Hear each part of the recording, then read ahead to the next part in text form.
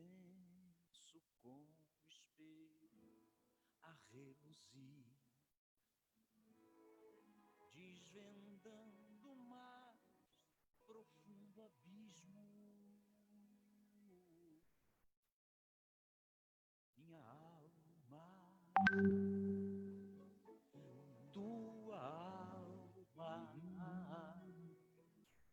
nossa alma, sob o brilho intenso como o espelho a reluzir, dentro do meu peito bate forte um coração.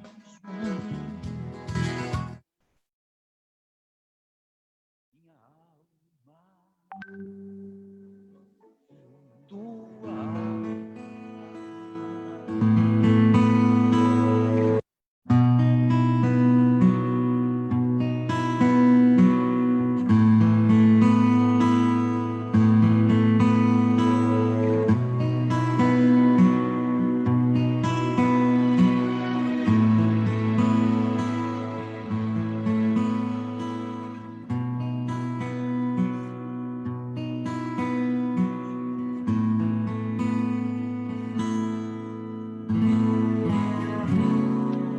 Tô molhado anunciando o cuidado, o cuidado, o cuidado.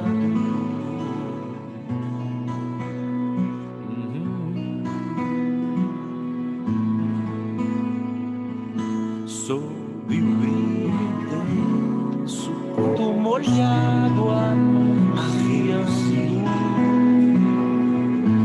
desvendando o cuidado, profundo abismo, o cuidado, minha alma, o cuidado, tua alma, nossa alma, sob o brilho intenso, tô molhado anunciando.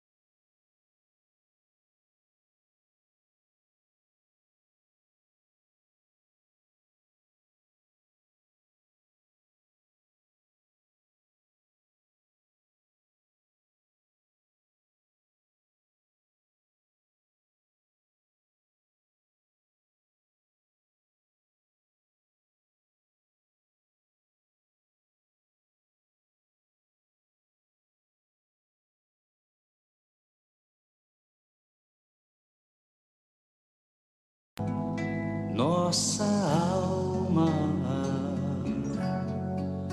Eu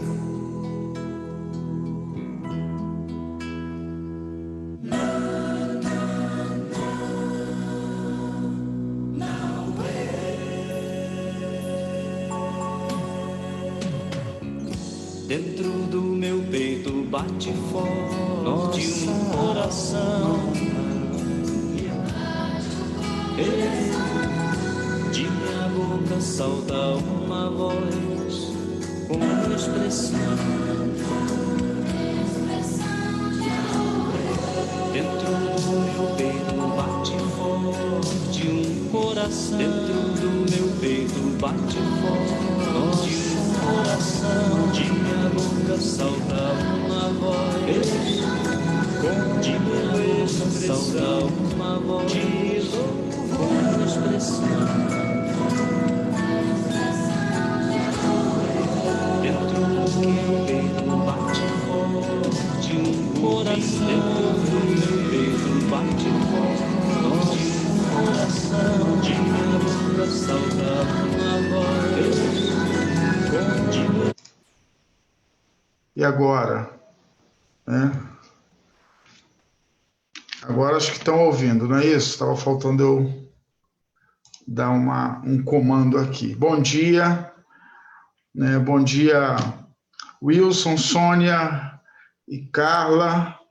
Bom dia, Rosalba. Bom dia, Mário Sérgio, Alfredo. Bom dia, Bebeto, Viviane. Bom dia, Leninha. Bom dia, pastor Cristiano. Pastor Fabiano, bom dia. Irandir, bom dia. Viviane, já falei. Alfredo, bom dia. Estamos aí para mais uma manhã de estudos bíblicos, tá? E eu estou usando um outro recurso aqui.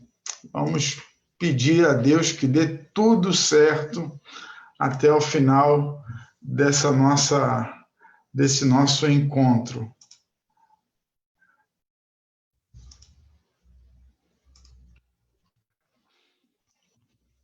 Então está aí o primeiro slide dos nossos estudos, né? E nós vamos estudar hoje a nossa base do nosso estudo está lá em Efésios, do capítulo 1 ao capítulo 3. Lógico que a gente não vamos ler esses 3 capítulos assim diretamente, mas há alguns textos aí que nós vamos ler, então mantenha a sua Bíblia aberta ou conectada aí no seu computador, tá bom? Para que todos nós possamos caminhar. Então, você vai ficar vendo aí meu rosto aí no quadradinho, tá bom? E a nossa lição aí no plano maior. E podemos interagir por aqui pelos comentários, tá? Eu estou acompanhando aqui os comentários e a gente quer que todos possam, na medida do possível, fazer um comentário ou colocar alguma questão, alguma pergunta, algo que foi dito que não ficou muito claro. Então, esse é o momento da gente fazer esse nosso estudo. Antes de nós começarmos, nós vamos orar. Eu tinha um professor que ele orava antes de começar as aulas, às vezes ele dizia: vamos orar para não perder o bom costume. Então, nós vamos orar ao Senhor, vamos pedir a Deus que Ele possa nos abençoar nessa manhã de estudos bíblicos. Nosso Deus e nosso Pai, nós queremos nessa hora consagrar ao Senhor, Deus, esse momento, dedicar ao Senhor de modo especial, Deus, esse momento de estudos na Tua Palavra. Que possamos crescer, Senhor, no entendimento do Teu propósito para conosco, crescer no entendimento da Tua revelação para nós, de modo que, ó Deus, estejamos cada vez mais baseados, ó Deus, cada vez mais alicerçados, Senhor, naquilo que o Senhor nos revelou, ó Deus, que é a Tua palavra. Oramos assim, ó Deus, agradecidos, em nome de Jesus. Amém. Então, vamos começar com essa expressão, o Cristo cósmico. Existem algumas expressões dentro dos estudos da teologia que vão se referir a Cristo tentando definir qual é o aspecto que está sendo apresentado ou que está sendo conversado acerca de Jesus. Então você tem, por exemplo, uma expressão na teologia que é o Cristo da fé, né, ou o Cristo dos evangelhos, quando se refere a Jesus como Messias, como tudo aquilo que a Bíblia revela acerca dele. Existe também o Cristo histórico, né? O Jesus histórico ele é estudado e não necessariamente apenas por pessoas crentes, né? Existem muitos estudiosos da história que pesquisam sobre Jesus como uma personalidade histórica que impactou, né, a sua vida, impactou o mundo, transformou o mundo, de certa forma, no sentido de que os seus discípulos ou as pessoas que vieram após Jesus estabeleceram o cristianismo como um elemento fundamental e fundante para a civilização ocidental. Então tem o Cristo histórico, que é esse objeto do estudo, e o pastor Exaltino traz o Cristo cósmico, que é um aspecto de Jesus no sentido do seu senhorio universal, Senhor do universo, né, o dono de todas as coisas. E esse Cristo cósmico, ele está de maneira muito bem apresentada na Epístola de Efésios, até na Epístola aos Colossenses, quando, se você for ler os 3 primeiros capítulos de Efésios, eles são capítulos que vão tratar justamente de questões mais metafísicas, mais da espiritual. Por exemplo, que nós já fomos abençoados com toda sorte de bênçãos nas regiões celestiais. Então a gente vai ter uma apresentação de Jesus de uma maneira mais, vamos dizer assim, do mundo espiritual, né, da realidade espiritual de Jesus Cristo. E a gente vai, então, ter esse assunto que é um pouco denso, né? Ele é um pouco como se fosse pesado, né?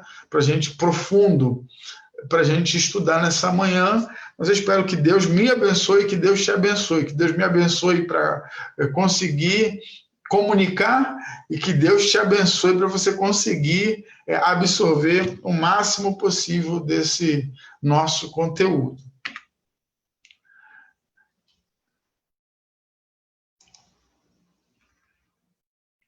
Aqui o próximo. Então, eu trago nessa lição alguns extratos do que está escrito no nosso texto, na revista, e também alguns textos bíblicos para a gente ir conversando, mas nem todos os textos bíblicos estão nos nossos slides, então a gente vai precisar, de vez em quando, abrir a Bíblia ou acessar aí no nosso dispositivo o texto que está sendo proposto. Então, primeiro aqui, a primeira afirmação impactante desse estudo é: a obra de Cristo tem uma dimensão muito mais profunda do que nossas igrejas costumam abordar. Ele é mais do que o Salvador das almas e das pessoas. É o Senhor do universo, o Criador da nova ordem de Deus. Então, essa afirmação, ela é a afirmação base de todo... É isso que a gente vai procurar perceber e entender ao longo da nossa lição. Tá?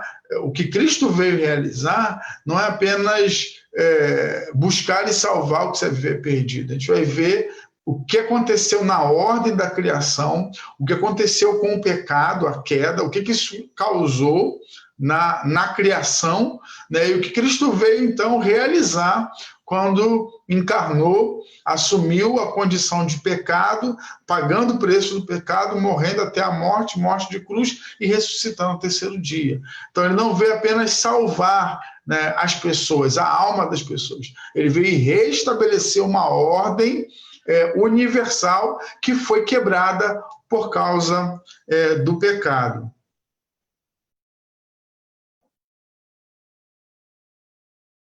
A Tati, tá bom, vou orar sim, Patrícia. Um pedido de oração aqui para a gente orar no final. Bom dia, Carlos, Marli, Cauã. Bom dia, Ressonita. Então, essa é o nosso objetivo hoje. Vamos conseguir, em nome de Jesus, vamos conseguir perceber isso na palavra de Deus. Então, vamos ler o texto bíblico, né, Efésios 3, do 5 ao versículo 7, o qual, referindo-se a Jesus Cristo, o qual, em outras gerações, não foi dado a conhecer aos filhos dos homens, como agora foi revelado aos seus santos apóstolos e profetas. Calma aí que eu tive um equívoco aqui.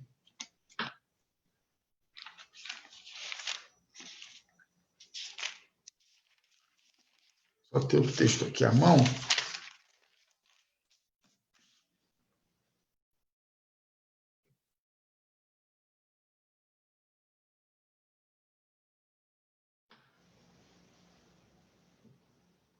A dispensação da graça de Deus, está se referindo à dispensação da graça de Deus confiada. Então, o que a graça do Senhor, que foi confiada a Paulo para comunicar aos gentios, né, e ela estava oculta em outras gerações, e agora ele vai dizer, o qual em outras gerações não foi dado a conhecer aos filhos dos homens, como agora foi revelado aos seus santos apóstolos e profetas pelo Espírito. O mistério é que os gentios são co-herdeiros, membros do mesmo corpo e co-participantes da promessa em Cristo Jesus por meio do Evangelho. Para você que está acompanhando as lições desde o começo, nós começamos falando sobre a universalidade do Evangelho, né, da graça de Jesus. Falamos primeiro de Paulo, depois falamos da universalidade da mensagem que Paulo pregava, né, a ideia de que o cristianismo, né, ou o caminho, os discípulos de Jesus não eram um ramo, como se pensava em princípio, do judaísmo, onde os cristãos seriam mais um partido dos judeus, né, e depois Paulo assume o ministério de pregar esse evangelho aos gentios de maneira mais intencional, né, indo, de fato, fazendo viagens, alcançando pessoas que não eram judeus, e aí agora essa revelação fica patente aqui. O mistério é que os gentios são co-herdeiros, não é apenas os judeus, são co-herdeiros, membros do mesmo corpo e co-participantes da promessa em Cristo Jesus por meio do Evangelho. Então, o Evangelho tornou todas as pessoas aceitáveis a Deus. Do qual, aí Paulo vai dizer, do qual ele foi constituído ministro, conforme o dom da graça de Deus a mim concedida, segundo a força operante do seu poder. Então, a primeira coisa que Deus faz é ele transforma toda a humanidade num único corpo, em Cristo. Né? Cristo Jesus é aquele que derruba a barreira de separação que existe entre etnias, Então, a primeira reconciliação ela é feita pessoalmente dos indivíduos para com Deus, mas também agora uma horizontalidade, onde todos são iguais perante Deus, né? E independente da sua etnia, se é descendente de Abraão, se não é, se é negro, se é índio, não, isso já não importa. O que importa é a fé, o que importa é a aliança feita em Jesus Cristo. Então ele vem e transforma essa nova ordem agora, colocando todos igualmente diante de Deus. Antes os judeus tinham uma expressão para com os não judeus, né, esse incircunciso, né, então, que demonstrava uma diferença. Nós somos descendência de Abraão. Jesus, quando falou para os discípulos, conhecereis a verdade vos libertará, aos judeus fala, somos descendência de Abraão, nunca fomos escravos. Então, havia um orgulho, né, pela descendência de Abraão, e agora Paulo está dizendo, olha, agora não existe mais isso. Agora, essa graça que estava oculta no outro tempo, que fez vocês pensar que vocês eram os únicos, a última bolacha do pacote, agora em Cristo, e revelada pelos seus santos apóstolos, está agora diante de todas as pessoas. A igreja ensina as potestades, o mistério de Deus, que começa pela união dos homens e termina no destino do universo. Então, aqui, as potestades são os poderes, né, terrenos e celestiais, né, um ensino de Deus através da igreja, de que Deus está agora fazendo uma nova ordem, unificando todas as pessoas num propósito. Eu vou ler o texto, está lá em Efésios 3, 9 e 10, eu acho que para esse eu não fiz o slide, não fiz. Efésios 3, 9 e 10 diz assim: e manifestar, aí falando de pregar aos gentios e tudo mais, a mim, o menor dos santos apóstolos, foi dada esta graça de pregar aos gentios o evangelho das insondáveis riquezas de Cristo e manifestar a todos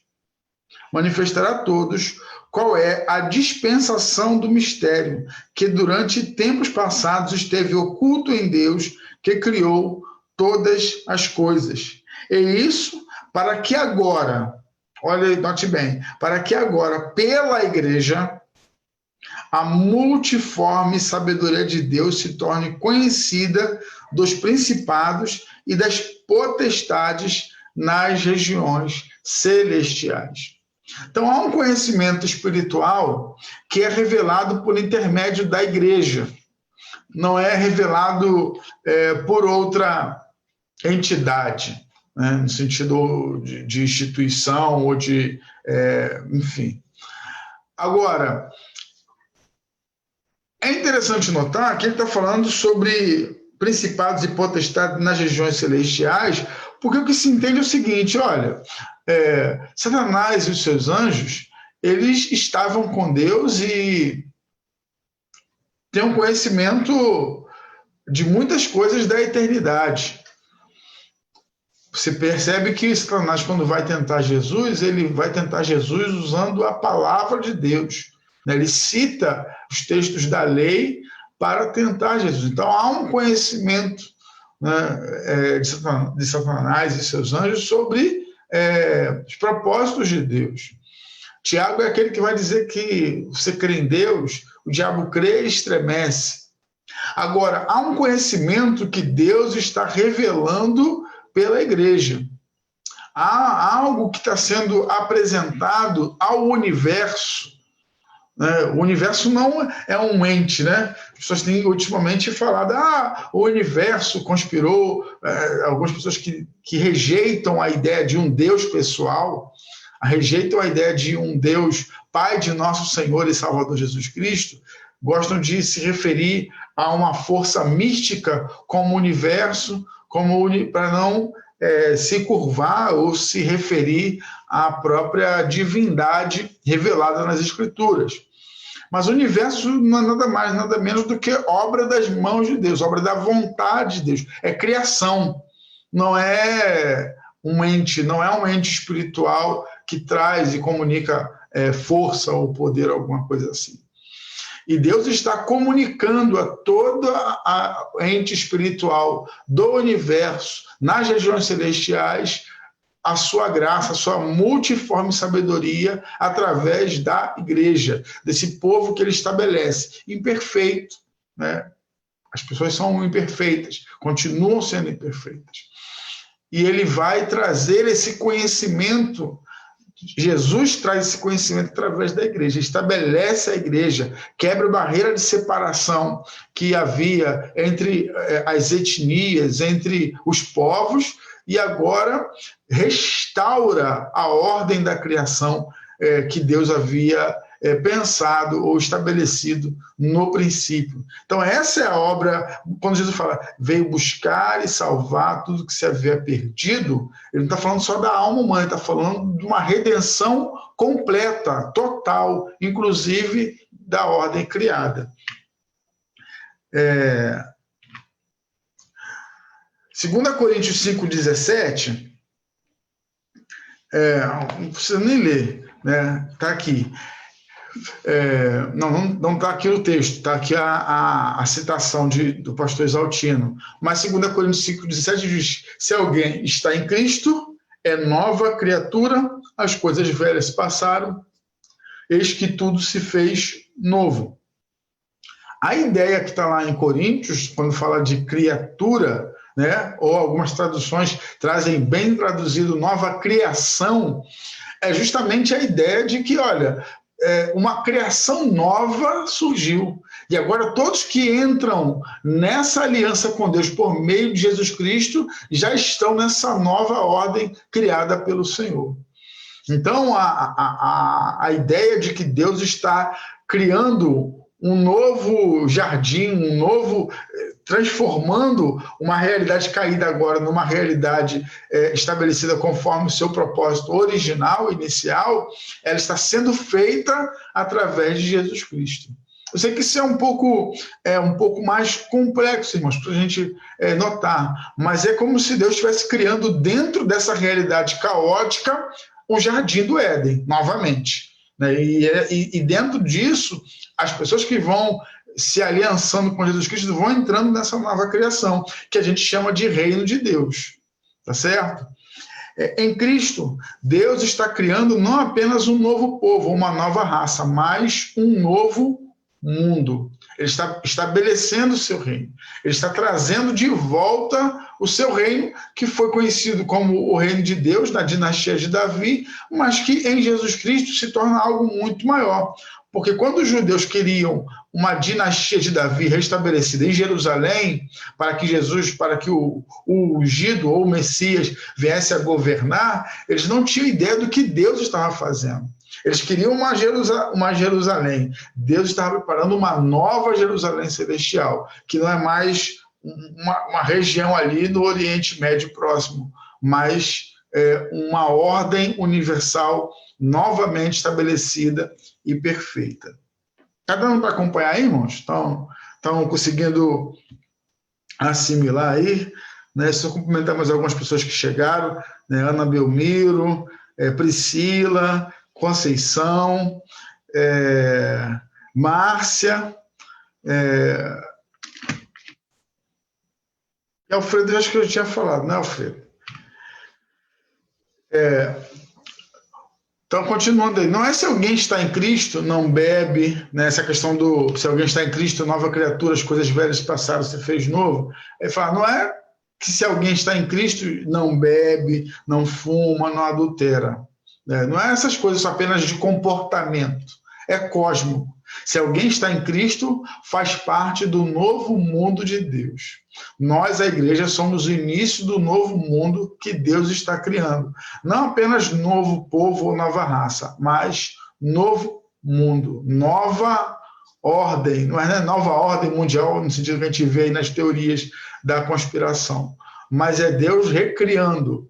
Por isso que o texto há de nascer de novo, né, tem uma expressão teológica do regenerar, ou gerar de novo. Então, Deus está recriando, né, toda a sua obra, agora de um modo perfeito em Jesus Cristo. Né, o primeiro Adão falhou, o segundo Adão vem para trazer essa redenção. Então, o primeiro ponto da nossa lição, Cristo, o autor e sustentador da criação. Então, tem alguns textos aqui que a gente vai ler, outros que a gente não vai precisar ler, porque a gente consegue fazer uma referência clara a ele, mas no outro, outros a gente vai precisar ler. Por exemplo, o pecado alterou as relações do homem. Então, a primeira relação que foi quebrada com o pecado foi a relação com Deus.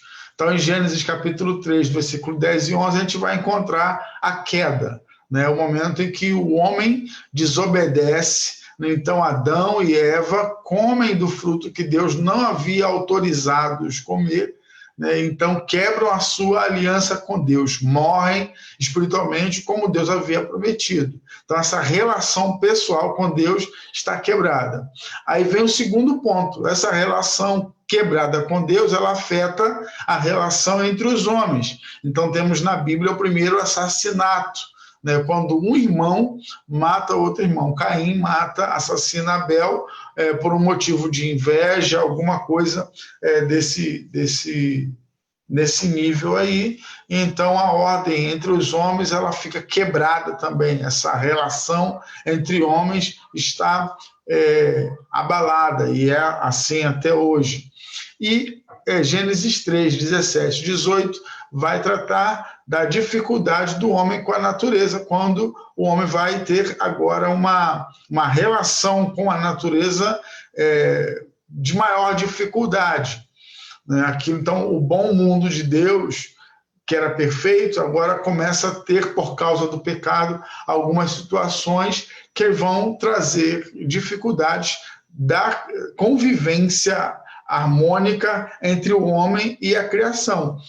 Nós estamos confinados por causa de um vírus, né? Então, isso revela, mas não apenas isso, né? Mas a gente percebe que, ao longo da história, a humanidade ela vem degradando cada vez mais. Então, aquela ordem inicial de Deus para o homem cuidar do jardim, né? Para ele povoar a terra, sujeitar e cuidar dela, ela é negligenciada e agora a terra passa a ser, em alguns momentos, aliada, mas em alguns momentos inimiga do homem. Ao mesmo tempo, o homem passa a ser aliado da terra, mas em alguns momentos inimigo, quando a degrada e a polui. Então, alterou as relações do homem com Deus, com o próximo e com a natureza. E segundo, o pecado teve uma dimensão cósmica, não apenas a ideia dessas relações, mas, por exemplo, o bom mundo de Deus, né? Porque lá na criação, Deus vai criando e vai dizendo, viu Deus que era bom.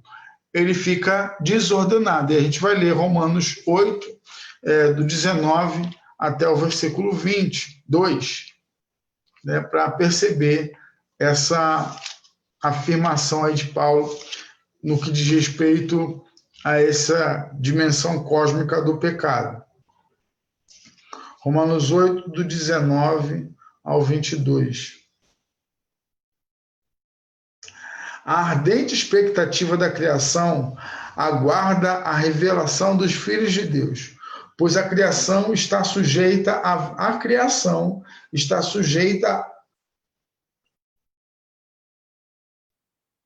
à vaidade, não por sua própria vontade, mas por causa daquele que a sujeitou. Ou seja, a vaidade, né, do homem leva a criação a sofrer, né?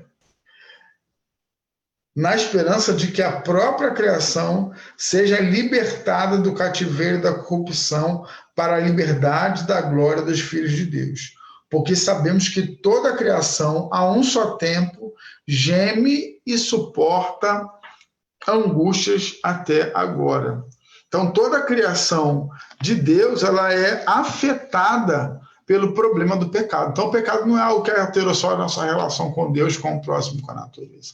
A criação de Deus precisa de redenção, e essa redenção que foi dada por Jesus Cristo, ela acontece também, ela se estende através, ou deve se estender através da igreja. Então, Cristo é aquele que transforma essa realidade cósmica e torna, então, espiritualmente, tudo isso possível. É como se tivesse, ou como esteja acessível a todos nós. O mundo em que vivemos não é o mundo ideal de Deus. Deixou de ser quando o pecado entrou na história. Não plantamos urtigas nem ervas daninhas. Elas surgem. O trigo não brota espontaneamente e tem que ser cuidado. A natureza nos é benéfica, mas também hostil. Ela nos dá água e alimento, mas também terremotos, secas, furacões. Ela não é sábio, como diz a ecolatria moderna da nova era.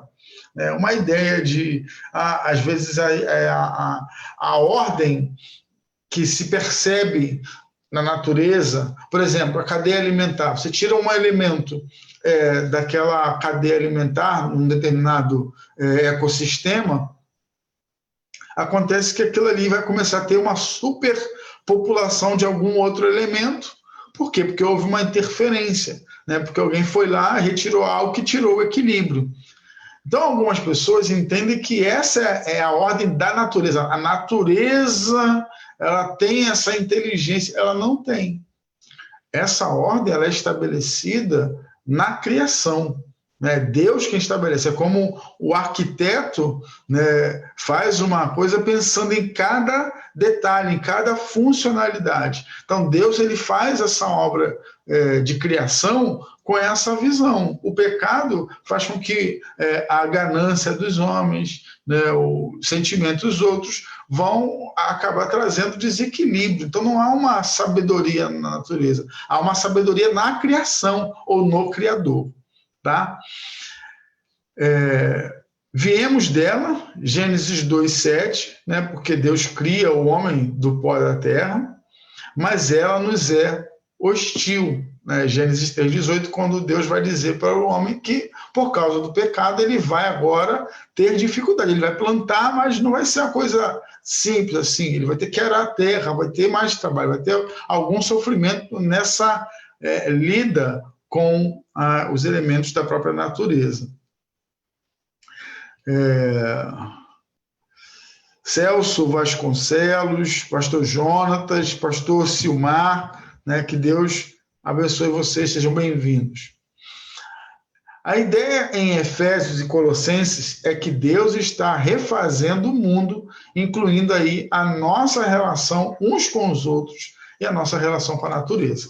E aí, para pensar nessa questão de um modo um pouco mais prático, irmãos, a gente precisa, eu estou falando isso como alguém que tem alguma mínima ação nesse sentido, mas que precisa melhorar muito, muito, que é a nossa relação com a própria natureza. Por exemplo, nós somos agentes poluidores, não é só a indústria lá que faz uma grande poluição. Não é só, talvez a gente olhe uma notícia no telejornal e veja uma indústria derramando, de repente, alguma coisa num córrego ou num rio, a gente fica assim, poxa, mas nós também somos capazes de gerar grandes impactos na própria natureza. Alguns deles é muito difícil de conter, depende de outros poderes. Por exemplo, a coleta do esgoto sanitário. Não é o que a gente pode resolver. Né? Isso está no poder público. É ele quem tem que realizar isso. Mas, por exemplo, existem resíduos que a gente pode tratar eles de uma maneira diferente para que, quando eles voltem para o solo, né, ou eles voltem para que eles forem descartados, aliás, eles gerem um impacto menor. O lixo que nós produzimos, né, a gente não tem coleta seletiva, mas será que se a gente não conseguir não misturar alguns tipos de lixo orgânico e lixo não orgânico, será que isso já não ajuda, de repente, num trabalho posterior de alguém que vá fazer uma separação, os catadores? Então, isso tudo vai fazer com que a gente ajude ao meio ambiente, né? Agindo com a nossa responsabilidade cristã de pessoas reconciliadas dentro do contexto da criação. Outro elemento, por exemplo, o óleo de cozinha. Como é que a gente descarta ele? A gente joga ele lá no ralo, deixa ele ir para o esgoto sanitário, né, o que gera um impacto maior no tratamento desse esgoto, que não é 100% tratado no nosso caso. Então, a gente pode, de repente, retirar esse resíduo. Então, pensar como eu, cidadão, cidadã, posso fazer alguma coisa, não porque há uma política para isso, mas porque tem uma consciência reconciliada, agora não apenas com Deus, mas com as pessoas e com a própria criação. Pensa nisso.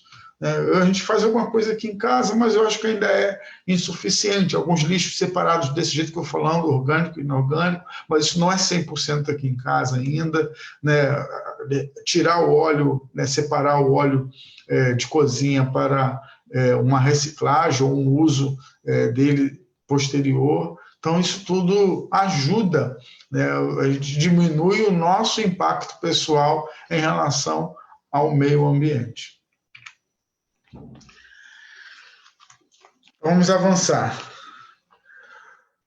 Efésios é considerada como a rainha das epístolas, justamente porque ela trata dessas dimensões que não são tratadas em outros lugares, em outras epístolas, né? É a rainha das epístolas, e onde o gênio de Paulo brilha mais, né? No sentido de que a inteligência, né? Essa busca de Paulo de revelar algo consistente, né? Ela é mais evidente nessa epístola aos Efésios. Eu lembro de uma vez ter feito uma série de estudos sobre Efésios, que são 4 capítulos, e ela demorar muito mais do que 3 meses, né, diante de tantas questões a serem tratadas ali nos pormenores desse texto.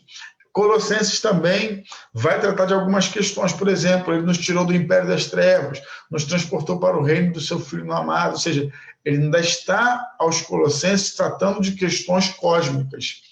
Tá? Nessas 2 cartas, a cristologia, o ensino sobre Cristo, muda de funcional, né, como Cristo funciona para a igreja, no sentido da organização eclesiástica, né, do operar de Cristo na vida das pessoas de modo pessoal, para guiá-los à verdade, para guiá-los, de repente, a bons costumes. Ela muda de funcional para ontológica. Cristo como ser o absoluto, o alto e sempre existente, a razão das coisas. Ou seja, o funcional é a ideia de como Cristo age, o que ele faz, o que ele traz para a gente, né? Como nós, como igreja, podemos desfrutar da vida abundante de Cristo. Mas aqui também Paulo vai entrar na questão ontológica, que é a natureza, a questão mais íntima, intrínseca da natureza de Jesus Cristo. Então, essa dimensão está apresentada nessa carta. É como João, que não entra muito pormenorizadamente, mas ele trata do ser de Cristo, lá no Evangelho, no primeiro capítulo do Evangelho, quando ele fala, no princípio era o Verbo era com Deus, o Verbo estava com Deus e o Verbo era Deus. Né? Vimos a sua glória como a do unigênito do Pai, cheio de graça, de verdade. Ou seja, João está ali naquele primeiro capítulo tratando de algo ontológico, da natureza de Cristo. Quem é Cristo? É Deus. Ele era Deus, ele estava com Deus e ele participou da criação e agora ele veio ao nosso encontro. E Paulo entra nessa dimensão de modo muito mais profundo. Então, não é apenas o que Cristo faz, mas quem Cristo é. E a revelação dessa grandeza de Jesus Cristo, ela é muito importante para nós. Inclusive, hoje, no culto à noite, a nossa dimensão, a nossa ênfase no culto está nesse aspecto da grandeza de Jesus Cristo, da glória revelada em Jesus Cristo. Efésios é considerado como a rainha das epístolas, é onde Paulo acabei copiando aqui. Nessas 2 cartas, é o mesmo texto. Eu vacilei aqui. Na verdade, eu usei a imagem numa outra dimensão. Cristo está assentado nas regiões celestiais, né? E Efésios, no capítulo 1, fala que ele nos fez assentar nessas regiões celestiais. Tá? Então, assim, Efésios 1:10 vai dizer, vou ler o versículo 9 também. Ele nos revelou o mistério da sua vontade, segundo o seu propósito, que ele apresentou em Cristo, de fazer convergir nele, na dispensação da plenitude dos tempos, todas as coisas, tanto nos céus como na terra. E lá no versículo 3, fala, bendito seja o Deus e Pai de nosso Senhor Jesus Cristo, que nos abençoou com todas as bênçãos espirituais nas regiões celestiais em Cristo. Então, ele é aquele que está assentado nas regiões celestiais e é para ele que tudo converge, é como se tudo procedesse dele e tudo aponta para ele, ou seja, tudo vem de Jesus Cristo e tudo aponta para Jesus Cristo. Tá? E é ele quem, nas regiões celestiais, nos abençoa. Ele é o autor e sustentador da criação. mas é também seu propósito, é a meta, né? É para onde a criação aponta. E ele é da onde a criação vem. A criação foi feita por ele e para ele, e voltará para ele. Sua obra inclui a reconciliação de todas as coisas na terra e no céu. Colossenses, capítulo 1, versículo 20.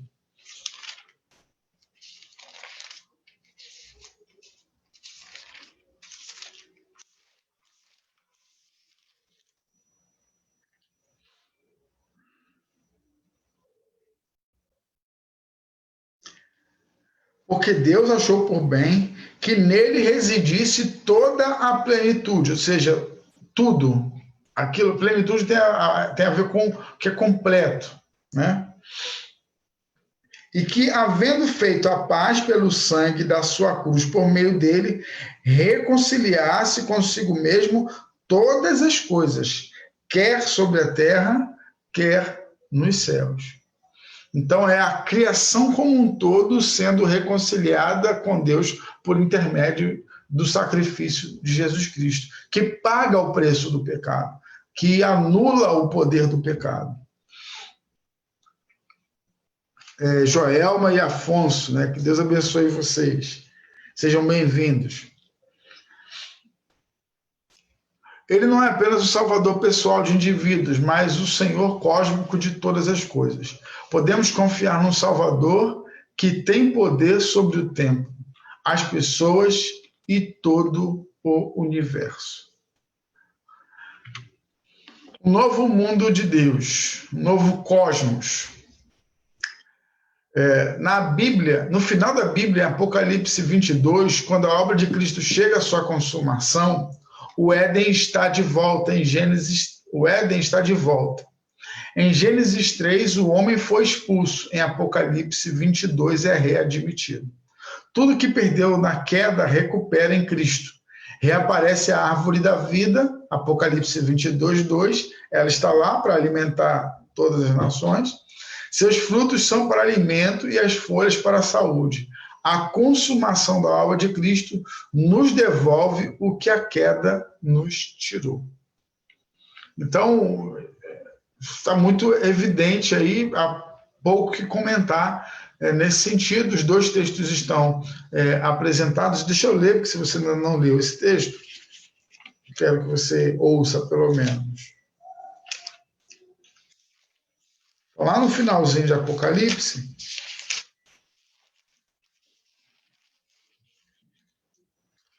então, versículo 1 e versículo 2, diz assim: Então o anjo me mostrou o rio de água da vida, brilhante como cristal, que sai do trono de Deus e do Cordeiro. No meio da praça da cidade, a Nova Jerusalém Celestial, no meio da praça da cidade, e de outro lado do rio, está a árvore da vida, que produz 12 frutos, dando seu fruto de mês em mês. As folhas das árvores são para a cura dos povos. Vou continuar. Nunca mais haverá qualquer maldição. Nela estará o trono de Deus. Nela quem? Na cidade. O trono de Deus e do Cordeiro. Os servos o adorarão, contemplarão a sua face e na sua testa terão gravado o nome dele. Então, essa ideia da redenção, né, daquilo que era o início de todas as coisas, sendo agora, por causa de Jesus Cristo, restabelecido no final de toda essa jornada da igreja, né, do caminhar da igreja e da história da salvação. Qual é o nosso lugar neste novo mundo de Deus, né? Qual é o nosso papel nisso? Qual é a nossa missão? Em Efésios 1, 22, vemos que todas as coisas foram subjugadas a Cristo, inclusive as do mundo vindouro. Ele as deu à igreja. Isso é fantástico. Igreja não. Não segunda... Igreja não... Tá um problema aqui na digitação. Igreja não é lugar onde vamos. não é uma instituição humana ou social. Ser igreja é mais do que entoar cânticos e apresentar programas especiais. É fazer parte do novo mundo de Deus, sendo a ponta de lança, mas também reinar com ele no momento a igreja reinar com ele. No momento a igreja é militante, um dia ela será triunfante. Inclusive tem uma igreja de um amigo, o pastor Silvio, que é a Igreja Batista Triunfante. Isso todos nós sabemos, mas triunfante de quê? De problemas e de lutas humanas, de vencer o Covid-19, por exemplo, das contrariedades desse mundo, né? Qual é a igreja como militante?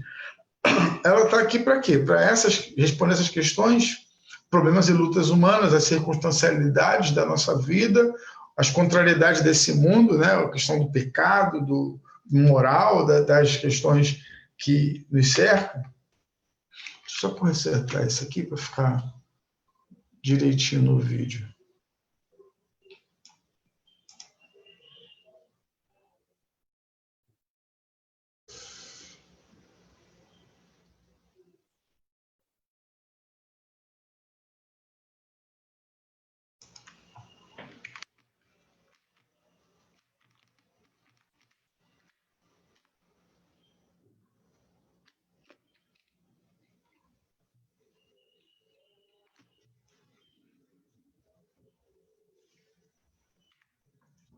Não, aí a resposta, né, a essas perguntas que foram colocadas. A igreja será triunfante sobre o poder do mal e o caos do mundo.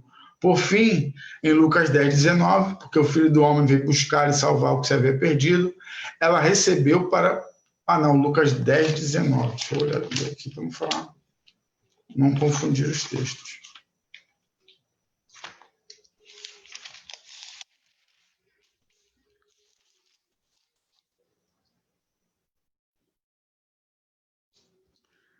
A igreja recebe poder para pisar escorpiões, símbolo do mal.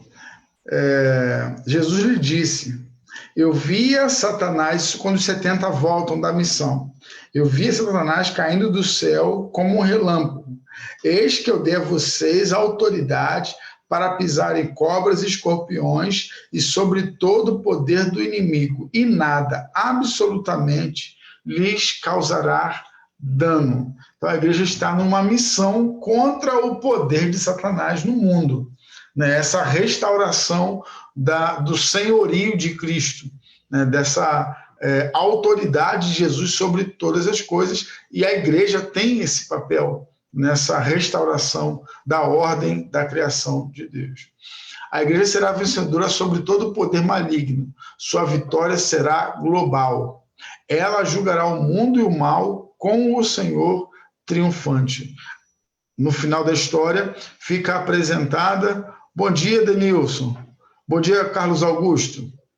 Fica apresentada a ideia de que a igreja estará junto com Jesus nesse grande tribunal de Deus que julgará toda a criação, né? Que estabelecerá o seu veredicto com justiça, né? E com verdade. E desfrutará, ou seja, a igreja, da vitória de Cristo. Nosso triunfo não é apenas para esta vida, mas é para a nova ordem de Deus, para o novo mundo que o Cristo Senhor do Universo está criando.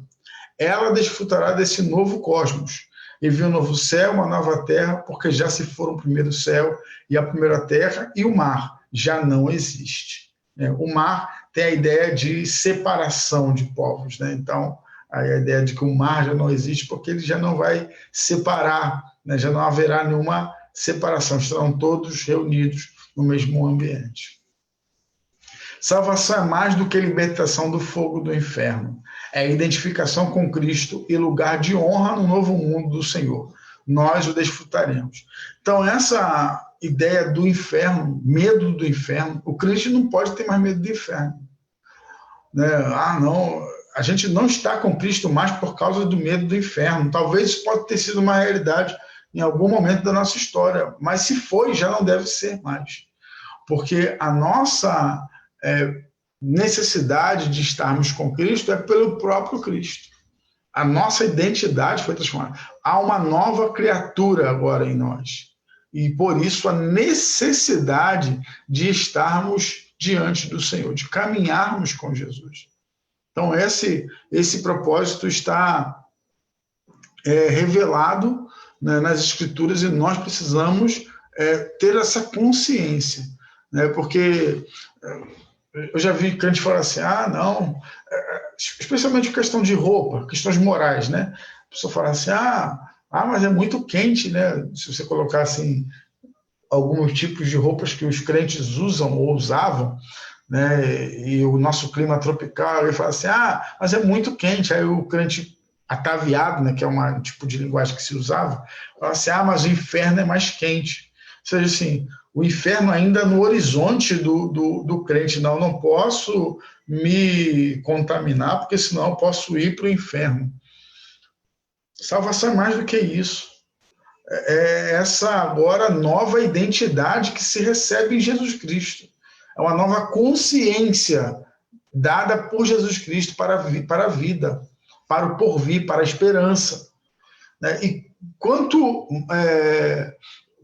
necessária é essa nova consciência em nossos dias, para afastar de nós o pavor, o medo, a desesperança. Eu falei ontem com os pastores, eu falei assim, eu não quero pegar essa doença, não é que eu não quero morrer, é que eu não quero pegar, não quero passar por essa experiência, como eu não quis pegar dengue, como eu não quis pegar nenhuma outra doença.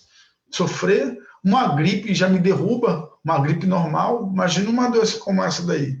Deus me livre, eu não quero ficar sofrendo. Mas a minha vida está nas mãos de Deus. Então, o que quer que venha acontecer, o viver para Cristo, morrer é lucro, né? Paulo diz isso. E a gente tem que aprender a incorporar essas expressões como o nosso sentimento também. Quer vivamos, quer morramos, somos do Senhor. Por quê? Porque é uma nova consciência sobre a vida e sobre o porvir. Não é mais agora o medo do inferno. O inferno não faz parte mais do meu horizonte. Então não como é que eu vou dizer? Não é você negligenciar, não é você desprezar a realidade do inferno, mas é perceber que ela não está mais no seu horizonte, ela não está mais no seu caminhar. Bom dia, Juscelia. Em Cristo somos mais do que vencedores. E Paulo faz um elenco sobre o que a gente é vencedor, né? Está ali os poderes, a altura, a profundidade, o presente, o futuro, né? Sobre todas as coisas, sobre tudo que puder tentar nos afetar, nós somos mais do que vencedores. Por quê? Porque agora nós alcançamos uma nova consciência espiritual através de Jesus Cristo. Não é apenas a salvação, a mudança do nosso destino eterno, mas é a mudança do nosso ser, da nossa identidade. Últimas palavras, né, para a gente concluir essa nossa lição e dar um tempinho aqui para quem quiser ainda fazer alguma contribuição. O pecado, ele é um desastre. Ele perturbou o relacionamento do homem com Deus, com o próximo e com a natureza.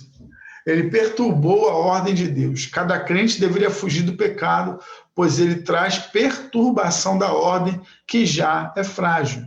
Nós ainda vivemos num estado onde...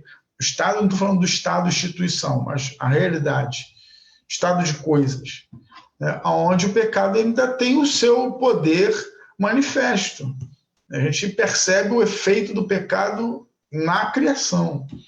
E na criação eu incluo tanto as pessoas quanto a própria natureza e as outras coisas. Então a gente percebe o efeito do pecado. Então o pecado, ele é um problema que nós precisamos evitar, continuar evitando. Eu já disse numa outra ocasião que o pecado não é ou não deve ser um elemento que faz parte da vida do crente, como algo natural, porque senão talvez a relação seja aquela relação anterior de escravidão e senhor, e talvez ainda não haja uma libertação de Cristo. Mas a nossa relação com o pecado é uma relação acidental ou incidental.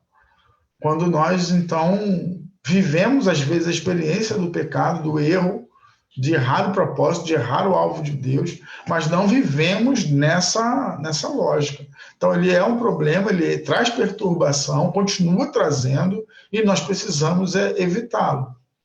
Devemos rejeitá-lo. Devemos, como diz aqui a linguagem do autor, fugir dele. Tá? Segundo, a obra de Cristo é destruir o poder do pecado de seu autor. 1 João 3,8.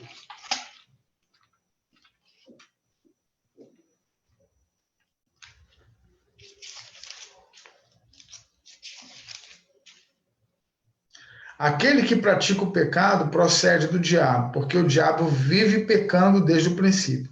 Para isso se manifestou o Filho de Deus, para destruir as obras do diabo. Então, a igreja, como corpo de Cristo, ela tem essa missão. A reconciliação do mundo passa pelo desfazimento, né? Pelo desfazer o efeito ou a obra de Satanás no mundo. Então, a igreja tem essa luta travada, né?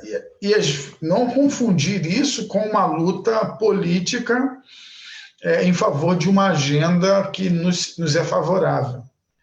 É lidar com isso no dia a dia, na prática cotidiana, tanto pessoal quanto ministerial. Isso é muito mais relevante do que uma ação política, que aí eu deixo os irmãos julgar se é adequado ou não pessoalmente.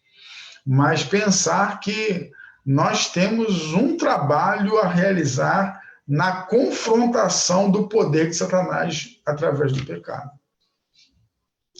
E ele construirá um novo mundo. A igreja é a ponta de lança desse projeto de Cristo. Cada convertido é uma pedra a mais na construção do novo mundo de Deus. Então, a obra de Deus é essa obra que vai se expandindo de modo orgânico, né? Ela vai alcançando as pessoas e transformando a realidade. Não é transformar a realidade e condicionar as pessoas. Percebe a diferença? Terceiro e último lugar, esta nova ordem de Deus não é apenas moral, mas cósmica. Como com estes elementos se desfazendo e um novo mundo chegando, esses elementos o quê? Essa ordem caída, né? Esse mundo que está sob o pecado, sob a influência do pecado, sobre a própria ação de Satanás, limitada, mas presente. Então, a gente vai para 2 Pedro, capítulo 3, versículo 10 até o versículo 13, que diz assim: porém, o dia do Senhor virá como um ladrão. Naquele dia, os céus passarão com grande estrondo, e os elementos se desfarão pelo fogo.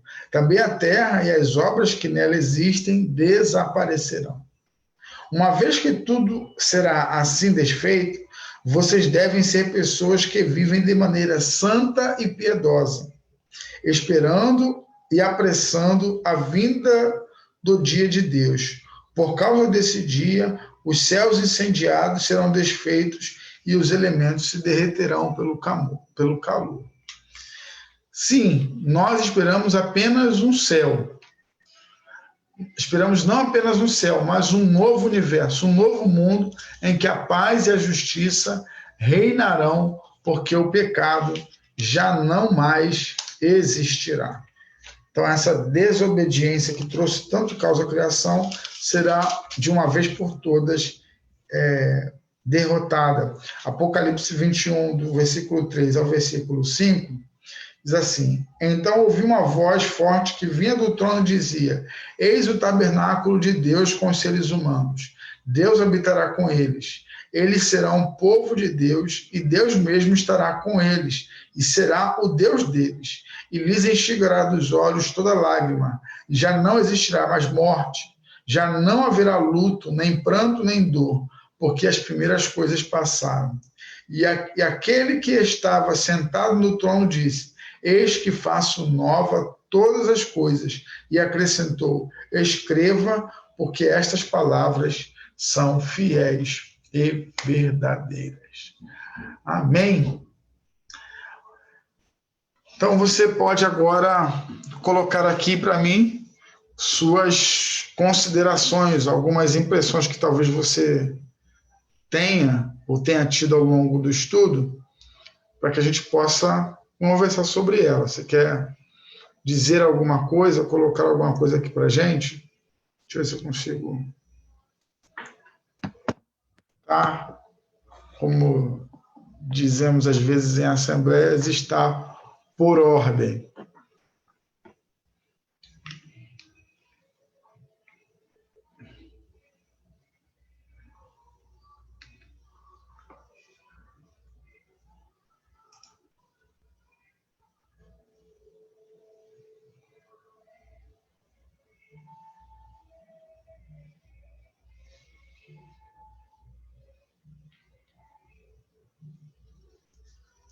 Tem que eu falar uma coisa, irmãos?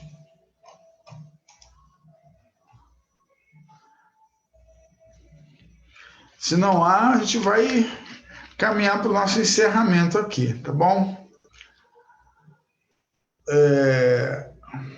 Eu quero agradecer a presença de várias pessoas que estão conosco aí, alguns desde o começo, outros passando e dando o seu teologuinho, né? Que Deus abençoe a vida de vocês e espero que vocês tenham sido edificados, né? E por último, essas palavras que nos movem à esperança, né? Ainda mais dias em que nós vivemos. Saber que Cristo estabeleceu não apenas uma salvação, um caminho de redenção no sentido da salvação da nossa alma, mas estabeleceu uma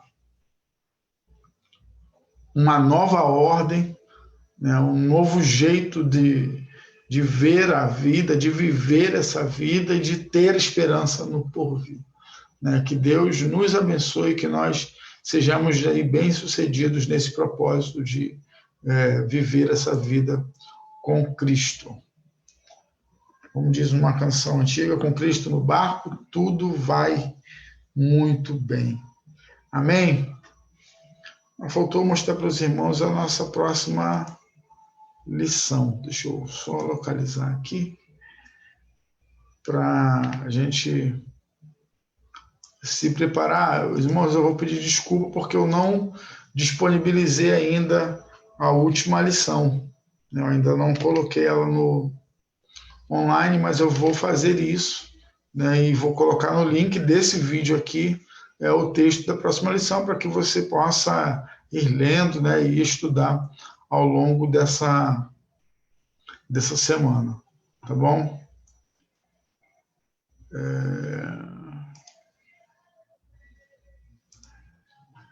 Então, a nossa próxima lição é essa daí. Jesus, a mão amiga de Deus, que vem ao nosso encontro, né? Essa mão de Deus que vem ao nosso encontro em nosso favor.